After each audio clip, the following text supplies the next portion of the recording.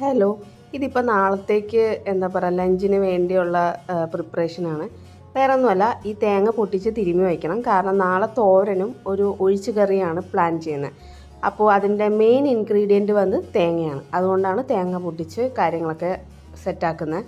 അപ്പോൾ ഇതെല്ലാം ചെയ്തുകൊണ്ടിരിക്കുമ്പോൾ ഒരാൾ എൻ്റെ അടുത്ത് വന്ന് പറഞ്ഞു, എനിക്ക് നല്ല വിശപ്പുണ്ട്, ഞാൻ എന്തായാലും ഫുഡ് പുറത്തുനിന്ന് ഓർഡർ ചെയ്തിട്ടുണ്ട്, നീ അത് പോയി വാങ്ങിച്ചുകൊണ്ട് വരണമെന്ന്. ഞാൻ പറഞ്ഞു, ഇല്ല, ഇത് ഓൾറെഡി ഇവിടെ ഞാൻ ചപ്പാത്തി ഉരുളക്കിഴങ്ങ് കറിക്കും വേണ്ടി എല്ലാം സെറ്റാക്കിയിട്ടുണ്ട്, പിന്നെ എന്തിനാ ഓർഡർ ചെയ്തതെന്ന് ചോദിച്ചപ്പോൾ പറഞ്ഞു, എനിക്ക് നല്ല ഫുഡ് കഴിക്കണം പോലും. ശരി, എന്നാൽ ഓക്കെ, നല്ല ഫുഡ് കഴിച്ചോ എന്ന് വിചാരിച്ചിട്ട് ഞാൻ എന്തായാലും പോയി ഓർഡർ വാങ്ങിയിട്ട് വന്നു.